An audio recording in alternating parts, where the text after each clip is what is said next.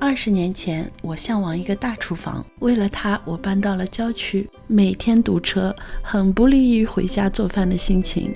10年前，我想要一个精致的厨房，但我只知道追求好材料，而不懂得生活。漂亮的厨房可以说是中看不中用。现在的我有一个相对最小的厨房，它却是我最喜欢，也是用得最舒服的一个。在厨房的时间多了，也经历过5次的装修，那我就来分享如何装修和管理适合自己最好用的厨房。我会分成1个原则和3个区域来分享。朋友来我家，经常在厨房里左看右看，询问不少东西是做什么用的，在哪里买的。那我就在这里一并列出，希望对大家有用。1个原则就是从功能出发，讲究有效。最重要的就是把3个区域水池、炉灶和冰箱设计成一个三角形。3个功能区的三角形设计，使得厨房的使用最为有效。每个功能区的设计都要以方便有效为原则。另外，台面的高度也是要注意的。装修的图纸是我自己画的，但是功劳要归给这个软件叫 Home by Me， 完全没有打广告，而且这个软件是免费的。它的特点就是非常好用，一旦输入房型的尺寸，就能转换成 3D 的效果，还有各种灯具、厨卫设备和家具的模型。更好玩的是，它有一个 First Person View 的效果，好像真的人就在里面走来走去，感受这个设计的效果。如果能够把软件用得非常精细，最后装修的有效性和精确度非常高。说完原则和设计软件，现在来分别说厨房的3个主要功能区。第1个功能区是水池，围绕着这个水池周围就要放一些在水池边会用到的工具。水池和它的周边一般有3个作用，第1个是洗菜、晾菜，第2个切菜、备菜，第3个就是洗碗和晾碗。那就假想洗菜的时候需要什么呢？那就会用到盆、漏网、刷子，可能还有手套，然后是一个 cut level 5。那这些东西就要安排的随手可得。这个时候也会产生垃圾，就要按照可降解的厨卫垃圾和普通垃圾来分开放。另外，水池下面虽然有垃圾搅拌机，但是我还是喜欢放一个这样的漏斗。第2个就要假想自己在切菜和备菜需要什么，那砧板、刀和一些小工具也要随手可得。砧板的话，我是分成荤菜、素菜和熟菜3种。刀具的摆放试过很多种，但我最喜欢的就是这种磁条贴。选择位置的时候，最好按照风水的角度放一个比较隐秘的地方。有一个要点就是最好选择台面下的水池，那台面上的东西啊、水啊就能轻易的推进水池，方便清洁。第3个就是假想在洗碗、晾碗的时候你需要一些什么。洗洁剂最好选择环保的，水槽的选择最好是单个的，能多大就多大。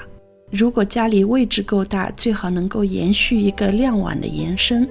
水池的下方我放了一张不锈钢的网，不但能够保护水池，而且能够在洗碗的时候隔离脏水和干净的碗。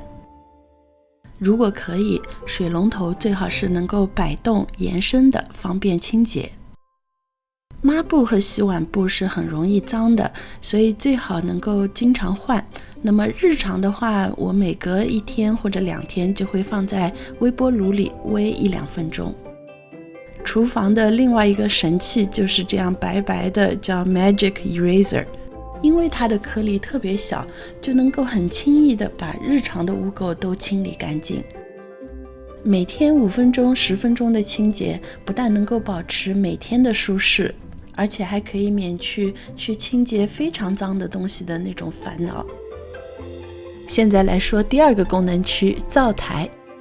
灶台区最重要的就是锅子的储藏。虽然总是想精简，但是爱做饭的人锅子就是多，那就还得分常用的和不常用的来摆放。灶台边上除了要摆放锅子方便，还需要炒菜的工具。所以这些工具也要放得靠近灶台。除了油烟机，炒菜防油还有一些小窍门。这种小挡板非常好用，还有平底锅的透气盖子。另外，炉子和灶台之间常常有一条缝，那如果加上这样一个小封条，就能防止垃圾掉入里面。灶台旁边还需要的就是炒菜的调料，同样要把最方便的位置留给最常用的调料。另外，酱油、蚝油、沙拉酱或者是用得很慢的调料，最好放在冰箱里。做完饭自然要装盆，所以碗碟和灶台的位置也要配合一下。为了扩大台面的位置，我把微波炉吊在了墙上，因为不是每天吃米饭，所以也把电饭煲放在了架子上。这次买的炉子是我非常喜欢的一个法国牌子，不但漂亮，而且它的烤箱分成2个小的，又节能又方便。因为通常只用一个烤箱，那另一个烤箱就可以作为储藏。终于说完了洗和烧，现在来说厨房的第3个功能区，就是储藏。储藏可以基本分成3类：冰箱储藏、干货室温的储藏，还有就是日常食物可以取用方便的存放。冰箱存放最重要的是清洁，那就要定期整理。同样的食物不要买太多，免得过期腐烂。我还有一个专门的盒子作为化冻使用，免得汁水外流。冰库可以存得久一点，但是也需要经常检查。存放需要加热或者是带油的食物，最好用玻璃制品。我也买了硅胶膜，试图取代薄膜纸，可能是新产品，它的延展性还不是很强。那来说干货储存，我喜欢用比较一致的盒子，而且重点是可以单手操作，一个手就可以开关取放，非常方便。看了很多品牌，最喜欢的就是这个 OXO 牌的 Pop-up Container， 不但吸力好，而且高矮胖瘦各个形状都很齐全。因为种类比较多，我在厨房的小黑板上还有一个备忘录，这样呢就可以避免重复购买。另外还有零食、茶、咖啡都是需要每天拿进拿出的，那最好也有一个指定的小区域，随用随放，又方便又整齐。这次装修让我觉得比较得意的就是这些白色的架子、钩子，还有这些竹篮子。怎么会想到用这个方法呢？是因为看到有些餐馆的开放式厨房受到的启发。这样的设计不但是储藏量大、使用方便，而且价格也便宜。就这样，一个原则，方便有效，3个功能区，水池、炉灶和储藏都说完了。最后还有一个惊喜，就是娱乐和舒适。厨房里不但有良好的照明、空调和环绕音响，还第一次装了一个有拉杆的电视机。不论是在 YouTube 上追连续剧，或者是听音乐、小说 Audible， 一边不紧不慢的做饭，真的是一种享受。所以厨房不怕小，但我们需要按照自己的生活习惯列出最重要的功能，这样才能规划安排，提高每个角落的高效性。同时，注重细节更是成功的关键。希望这个视频对大家的装修或者整理自己的厨房都有一些作用。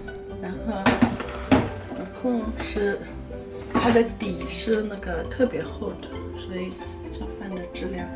然后呢，还有一个功能就是这里它是可以打开，然后拿下来，所以这里是可以洗的。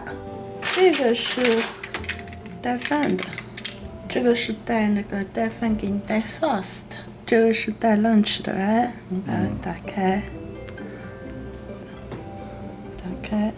然后这个去弄的吸酱油，然后你就可以从这儿